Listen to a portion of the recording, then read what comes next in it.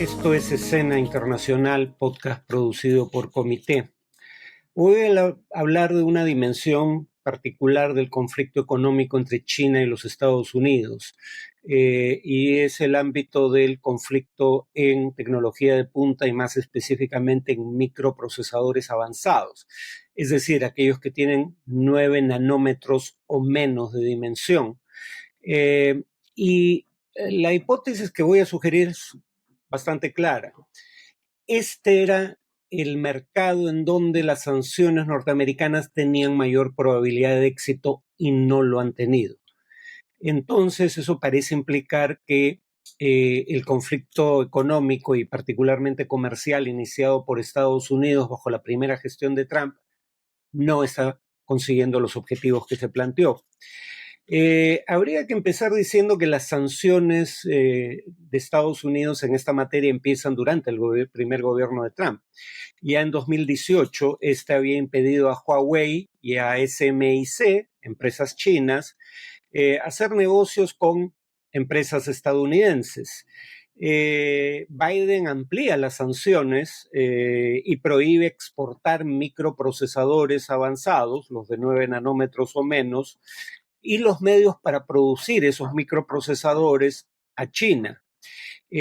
Más aún, Biden prohíbe a ciudadanos estadounidenses trabajar en la industria china de microprocesadores bajo amenaza de hasta 20 años de prisión y multas de hasta $1 millón por hacerlo.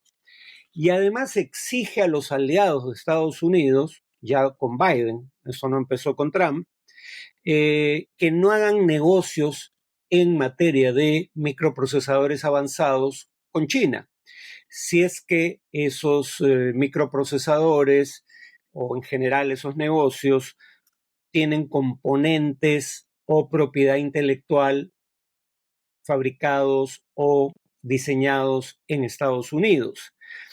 El problema aquí era más o menos obvio.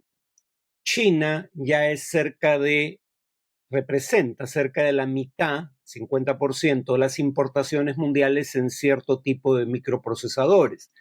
Entonces, pedirle a las empresas europeas que renuncien al mercado chino era poco menos que condenarlas a dejar de exportar para todo efecto práctico. Y hay un precedente que sugería que esto no iba a funcionar, como no funcionó en el caso del precedente que voy a mencionar, y es el de los satélites. En su momento, en 1999, Estados Unidos restringió la exportación de satélites a China y le exigió a empresas europeas que diseñaban satélites con componentes o propiedad intelectual estadounidense que no hicieran comercio, no tuvieran comercio en satélites con China. Lo que terminó ocurriendo fue que, dado que China era una proporción tan grande del mercado mundial de satélites, las empresas europeas empezaron a diseñar satélites sin componentes o sin propiedad intelectual estadounidense para mantener el comercio con China. Ahora, había mencionado que tal vez Estados Unidos podía tener éxito en el ámbito de los microprocesadores, un éxito que no tuvo en el ámbito de la exportación de satélites. ¿Por qué? Porque el mercado de microprocesadores avanzados es un mercado altamente concentrado a nivel mundial. Por ejemplo, Estados Unidos tiene virtualmente el monopolio del software con el que se diseñan microprocesadores de 9 nanómetros o menos. Entonces, Estados Unidos tiene un virtual monopolio de los medios para diseñar este tipo de microprocesadores. Países Bajos, lo que llamábamos erróneamente antes Holanda, era un productor monopólico del equipo avanzado de fotolitografía necesario para fabricar los microprocesadores. Japón era uno de los principales proveedores mundiales de los químicos que se necesitaban para producir estos microprocesadores, y la producción misma de los microprocesadores estaba altamente concentrada. Básicamente se producían en 2 países, Corea y Taiwán, pero Taiwán solo producía cerca del 90% de los microprocesadores avanzados del mundo. O sea, había un virtual monopolio también en esa fase del proceso, de la cadena de suministros, y todos los países mencionados eran aliados de Estados Unidos. Entonces, muy pocos productores del software para diseño, uno básicamente, de el equipo de fotolitografía para producir el microprocesador, Países Bajos, y un duopolio en la producción, un virtual monopolio taiwanés en realidad en la producción misma de los microprocesadores. Todos esos países, Japón también, son aliados de Estados Unidos. Si en algún ámbito Estados Unidos podía tener la expectativa de que sus sanciones contra China fueran eficaces, era en este ámbito, y no han sido eficaces. En SMIC, la empresa china a la que se prohibió hacer negocio con empresas estadounidenses, en 2021, solo unos 3 años después del inicio de las sanciones en su contra, ya producía microprocesadores de 7 nanómetros. Huawei en 2023 produjo teléfonos inteligentes con microprocesadores con tecnología de punta, en menos de 9 nanómetros, pero a un costo mucho menor que los costos de producción de microprocesadores de empresas aliadas de Occidente. El chatbot de la empresa DeepSeek, ¿no? La empresa de inteligencia artificial china, que no podía importar microprocesadores avanzados para probar en China sus modelos, innovó y consiguió producir microprocesadores avanzados a un costo mucho menor que el de las empresas occidentales. O sea, en otras palabras, aquí, que era el mercado más propicio para sanciones que lograran el propósito de, cuando menos, ralentizar el desarrollo tecnológico de China, no han funcionado. La pregunta obvia es por qué no han funcionado. Y aquí la paradoja es la siguiente. China está haciendo hoy en día lo que Occidente, las potencias occidentales, hicieron en el pasado. Mariana Mazzucato es una autora ítalo-británica, si mal no recuerdo, que tiene varios libros interesantes, pero uno específicamente relevante para este tema, que se titula El Estado Emprendedor. Y ella hace notar algo en lo que rara vez reparamos, ¿no? Hoy en día los teléfonos inteligentes con tecnología de punta son los iPhone. Y uno diría los iPhones son un producto de la empresa privada. Pero Mariana Mazzucato hace notar que la inversión en investigación y desarrollo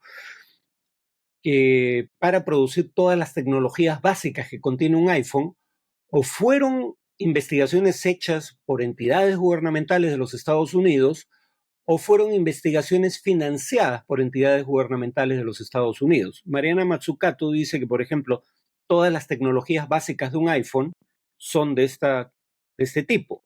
Los sensores capacitivos, la memoria de estado sólido, la rueda de clic, GPS, Siri, microprocesadores, pantalla táctil, todos son avances tecnológicos que se originan en investigación y desarrollo hecha por entidades del gobierno o investigación y desarrollo hecha por el sector privado, pero con financiamiento de entidades del gobierno americano y en particular del Pentágono, es decir, la Secretaría de Defensa.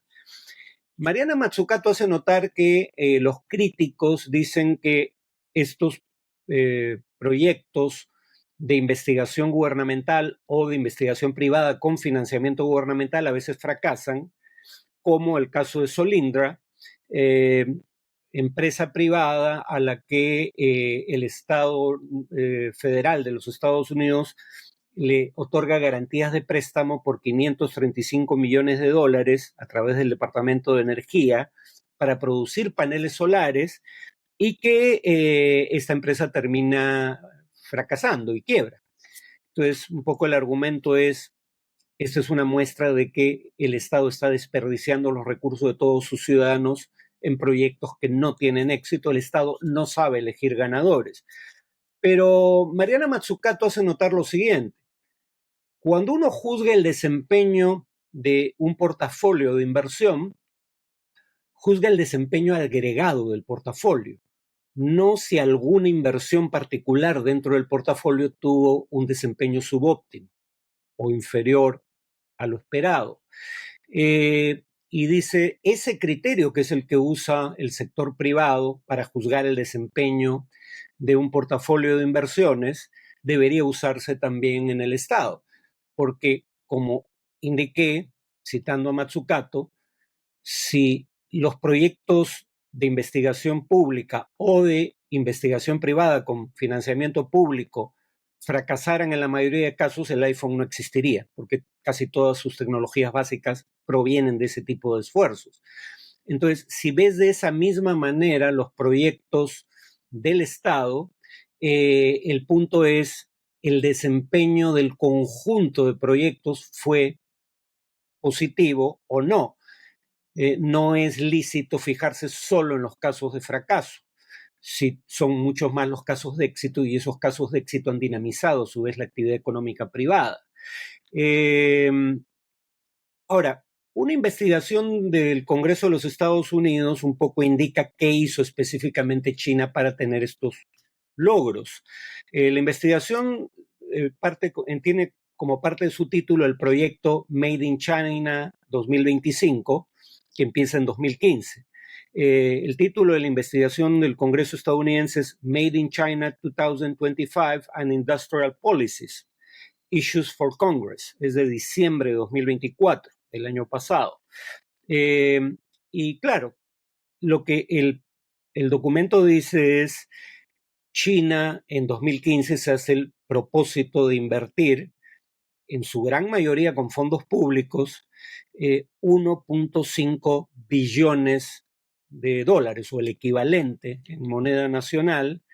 Estamos hablando de millón de millones, lo que en inglés sería 1.5 trillones de dólares, en subsidios a empresa privada para que produzcan tecnología de punta, en investigación y desarrollo, sea pública o privada, o en compras de empresas extranjeras que producen tecnología de punta.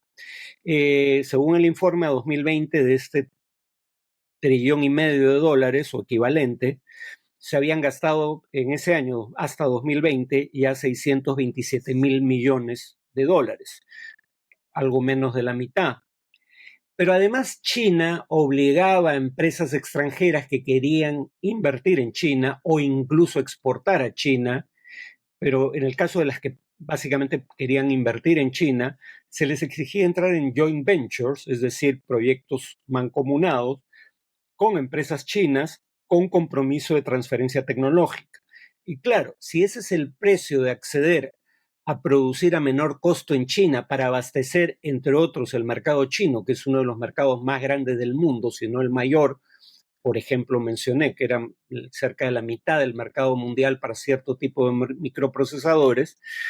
Las empresas occidentales aceptaban entrar en joint ventures con transferencia tecnológica. Y también es cierto que China ha sido acusada de piratería informática, es decir, de robar tecnología, para decirlo en buen romance. Pero aquí la paradoja es la siguiente. Estados Unidos podría quejarse de esto. ¿Ante quién? Ante los paneles de solución de controversias de la Organización Mundial de Comercio.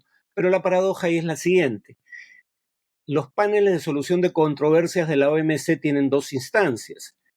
Hay una instancia inicial que falla, pero la parte que no esté de acuerdo con el fallo de la instancia inicial puede remitirse o pedir una reconsideración al panel de apelaciones de la OMC. Y el panel de apelaciones no está funcionando porque no tiene el quórum necesario para emitir decisiones, y no está teniendo o no tiene el quórum necesario para emitir decisiones porque Estados Unidos está vetando el nombramiento de jueces o árbitros en esa instancia de apelaciones de la OMC.